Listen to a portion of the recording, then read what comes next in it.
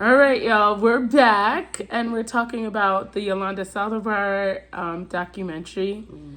I know we're all sitting there like, what the heck was that? Yeah, yeah. It was like very much giving, I don't know, duct taped.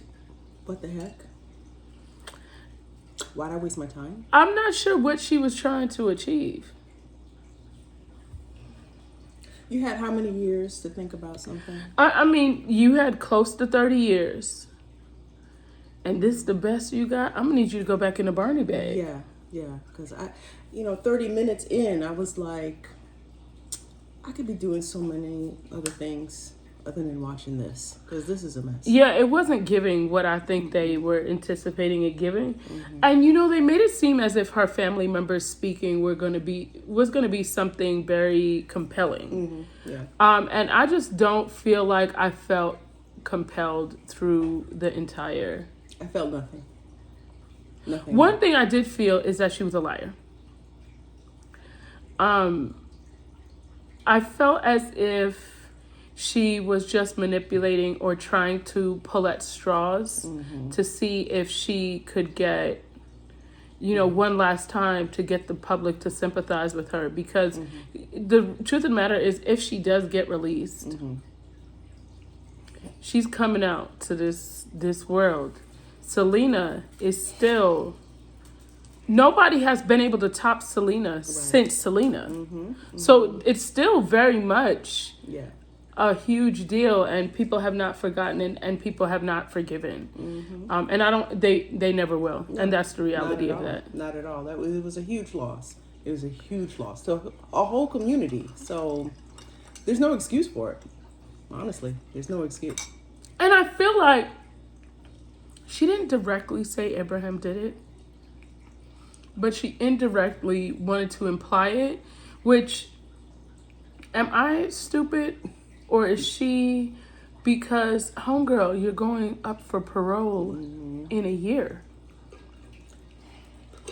Like, literally going up for parole. And part of the parole board's job is for you to say, I was wrong. So, I really think that she just, I don't know, everything seemed very grasping at straws. It seemed as if she, even the plane tickets, saying she went to Monterey, it's saying the blue car was following her. So the blue car was following you for months. It came from Texas and somehow ended up in Monterey. And you never was like, hey, let me call 911 and say this car is following me. There's no documentation of a car following you, and you just kept kind of being worried, and your tires were slashed, and this was happening, and you were like, no, I'm okay, everything's okay. And then she was beat up. She's the size of a hobbit. You need 2 men to come rough you up? She said assaulted, so we don't know if she meant sexually. Or whatever we know it's fabricated, but we don't know what her intent was. Yeah. But of course she wanted Selena to sympathize with her. Yeah. But just sounded to me like she had documentation. I think maybe Selena just really didn't want to believe that her friend would betray her. I think at first, but I think when it came down to her going to the hotel, I think at that point Selena she was done. She knew for a fact what was good. And she was pretty much like, okay, I know what's up. Yeah. And it is what it is. And she was good on the whole thing. Because even, listen, if your friend pulls out a gun, I'm going to off myself. You're like, okay, girl, I'll talk to you later, bye. She turned around and walked out.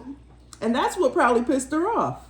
It's like that didn't move her. That didn't shake her. She's like, I'm out. Oh, you know what? I didn't think about that. I did not think about that. You're not getting, your friend put a gun to your head. She was really grasping at straws to get her attention. I'm going to put this gun to my head. And she turned around and was walking out. I did not think about that. Yeah, that's the point where you're like, I got to go. I got an appointment. I'll go get my nails done. We ain't got time for this. I didn't think about that, but that is so true. And so I do believe that she got in a rage because she could not get a reaction out of her, and she shot her. The gun went off. How? You have to actually pull the trigger. How does a gun just go? You know what? I think I that actually to me solved the problem. Yeah. Like where it stemmed from or how did it happen? Because I know everyone's question is going to be like, why? But okay, no shade. But you had Selena come to the day's end. You couldn't at least get the Holiday Inn, the Wyndham, the Hyatt Place, something, the day's end. Like, aren't those doors from the outside? Yeah. Motel. Yeah. Meet me at the motel. Yeah. Like, I know Selena knew she deserved better. She was like, let me just come here and be done with this lady. Yeah. Not thinking it was going to be the end of it. Yeah. So, you know, at first I was questioning Abraham Quintanilla because I was feeling like, well, if he kept saying she's lying, she may be on, you know, he may be onto something. But after seeing that, I think that's why he wasn't even trying to sue, to be honest. What are you going to sue? A liar, a manipulator who has to steal money? I mean, they were saying that there wasn't money in the business. Okay, if they were getting the boutique started, but what about the fan club? She had access to all of that. But do you think money still wasn't in the boutique because there was 2 boutiques? There wasn't just one. I'm just saying. They were trying to This is alleged. Right. Because, of course, this is a documentary. And, you know, Oxygen didn't check because they out here grasping for straws because Oxygen needs some oxygen. So, yeah. You know what I'm saying? Like, I don't know about that. She still had access to documents because she still was the president of the fan club. Why does she have her tax return information then? She has access to document money, things like that. She has access to it. So, whether it was millions of dollars in the business or not, there was other things that she had access to. Well, yeah, and Selena wasn't hurting for money. She was Selena. Yeah. You know, like, I mean, she had her records, her live concerts. Selena was not financially hurting by any means. Yeah. And I feel like Yolanda Saldivar is trying to allude to that. Yeah. Like she was a little strapped. Yes. Yeah. And I don't believe that was the case. It was Selena. This was not someone that started singing, you know, at some hole in the wall club that was trying to make ends meet. No, this was someone that had records that, I mean, she had fans that would cry over her, sold out shows. Yeah. I mean, I don't think there will ever be another Selena. No. And when you think of what she stands, and of course I'm not Mexican, but I know as a Jamaican, like Bob Marley, Usain Bolt, like what they mean to us and the hope that they give us. I could just imagine what Selena did for the Mexican American community and the Mexican community. And I could just imagine the hurt that they felt, you know? Yeah. And for someone to unalive her, you know, and try to come out on parole. Like, if nerve, if audacity was a person, just stay in there. Yolanda Saldivar has to show up. But I also went back to like the 90s and, you know, that time period of, if you were around celebrity, like for our age, right?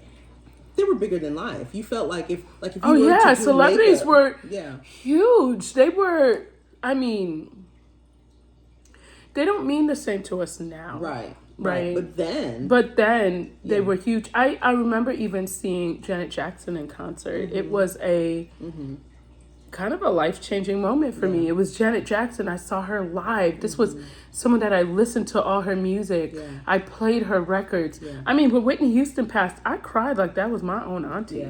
Yeah. So imagine you start a fan club for Janet Jackson, and then you actually get to meet Janet Jackson. Like, you're fanned out. So I can imagine you don't see your life. This is the height of your life. And you don't see it ending. And to see, to be honest with you, that quite frankly is what it is. Like Yolanda Saldivar never expected it to end like this.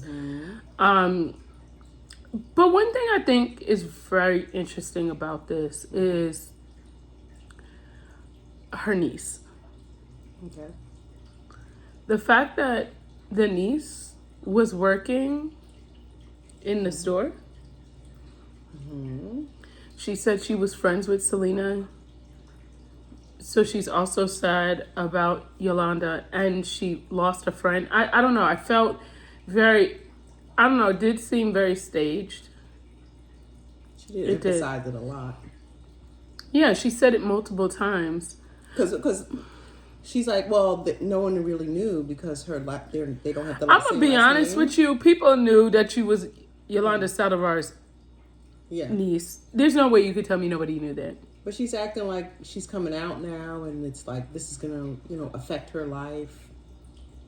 Really? Well, yeah, it's sympathy. It's all part of the manipulation. But you know what I will say? Oxygen and Yolanda Saldivar did a great job of making herself look like a old homely church lady. Because I know that Yolanda Saldivar ain't worth a damn. But I'm still like, oh, somebody's grandma's in prison. Like, and I'm like, Nina, snap out of that. This lady is a actual murderer. Like, she looked like she knits and sings Jesus Loves Me while she's knitting. So, it's kind of like she pulls at the heartstrings a little bit. But then you're like, no, you killed Selena, man. Yeah. I at no point did she pull at anything for me. There was no point. I just think it's just that she looked like somebody's grandma. Like, for me, that's just what it was. It was like, oh, poor grandma. But I'm like, wait, you unalived somebody, man. She did. And let's say this. Yolanda Saldivar has really not aged well. Not at all. She has aged in dog years. Goddamn. That's why I said just leave her in there. I mean, what's the point? I mean, at this point, she's all gray now. All over. Like, everything. And I mean, just forget about it. What's the point? At least somebody, do they send good face creams to prison? Because she needs some that has some collagen in it. Or some retinol or something. Like, homegirl needs something because she, god damn. I don't like ugly, so apparently, she's not aging well at all. Not at all. Nicole. So, I know a lot of people don't age well, but Yolanda, it was bad. It's very bad. She's aged horribly. She looks like she's in her 80s, and you said she's in her 60s? 62. She's giving very much 84. Yes.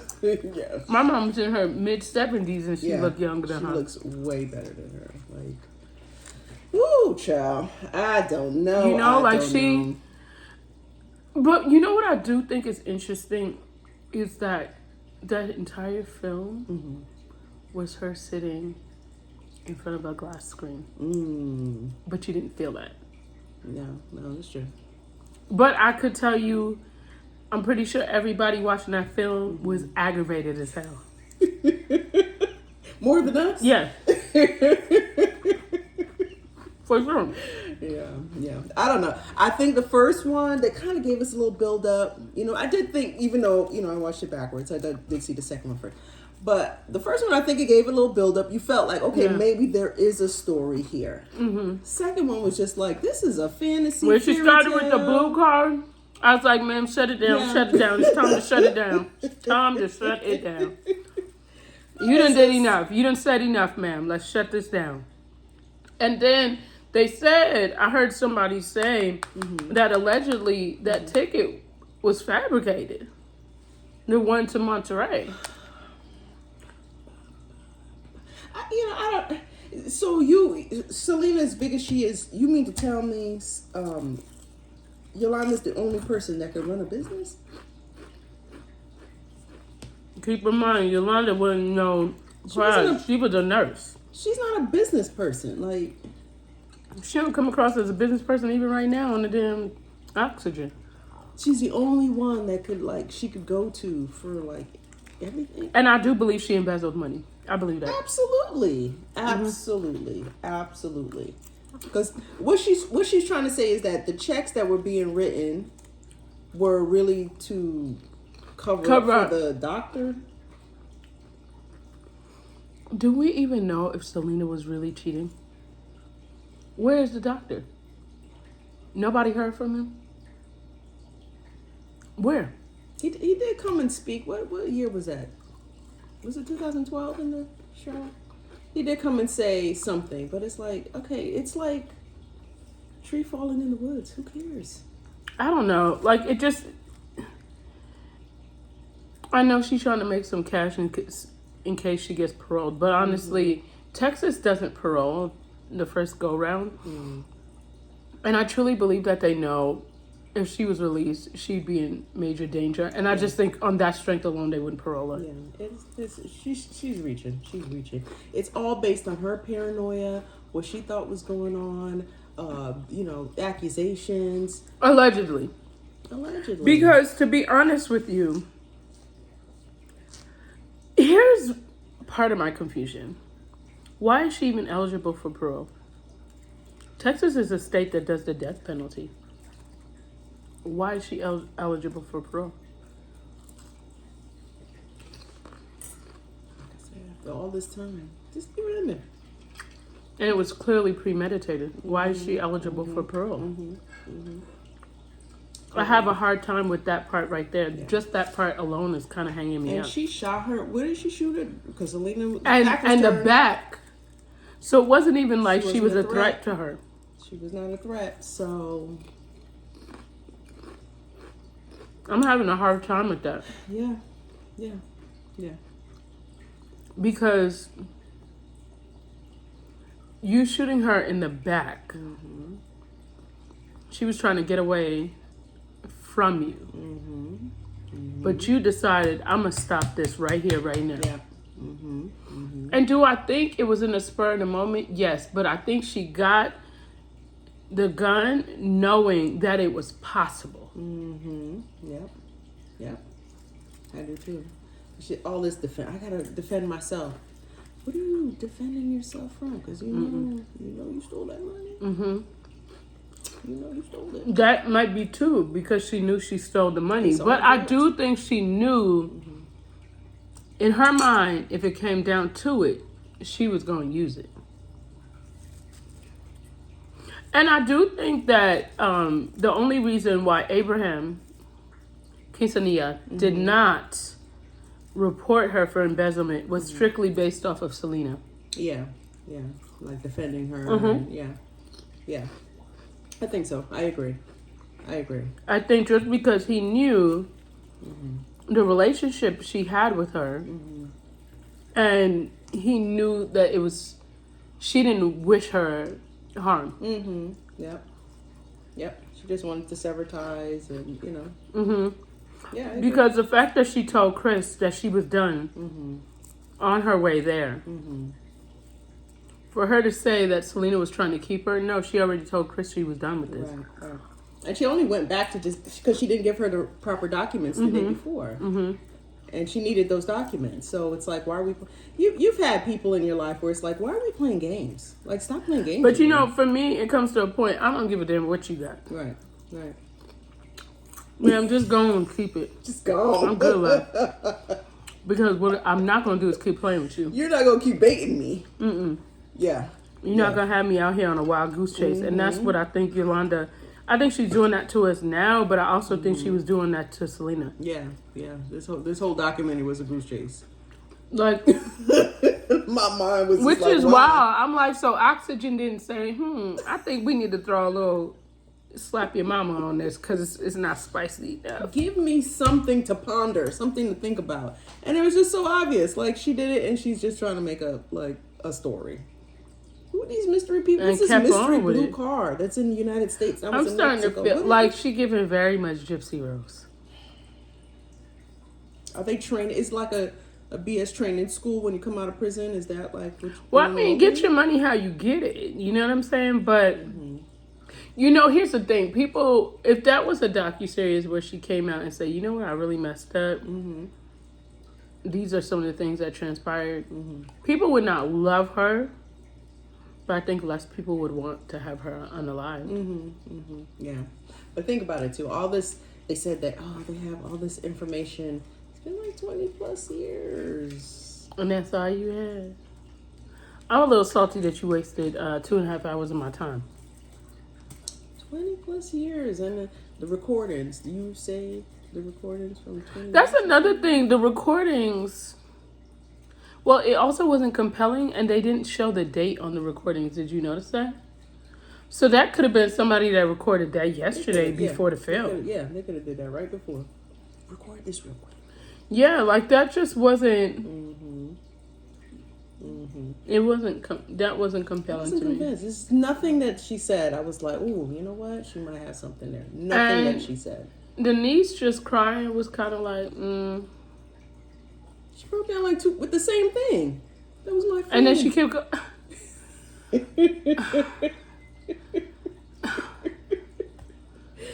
You know, like, did you were like cry on cue? Let's go. Like, it's the family's attempt to do something to save her, and it just was poorly. Especially because they act like there was these storage units, that they were really in there searching in these storage units to show the facts, and this the facts that you came up with in that storage unit. So you been holding on to that storage unit for how long? And that's all you found? Yeah, that's like the back in the day with Al Capone. Not only should she be locked up, y'all should be locked up for that too. For wasting people's time, okay? Yes, lock them up, because that was some BS. Honestly, that was BS. So I think at this point, I don't think she'll get paroled. But if she does, I have a hard time believing they'll parole her in Texas. If it was in another state, I would say possibly. Yeah. But Texas is very, very strict on parole, and like you generally don't get parole the first time. I do know that what she's banking on is her age and her health concerns. So she has like diabetes and other health issues that she feels like could not be solved in prison. And of course, because they're not feeding them proper nutrition and stuff like that. But at this point, ma'am, you're not going to be alive if you leave the prison anyway, so why does it matter?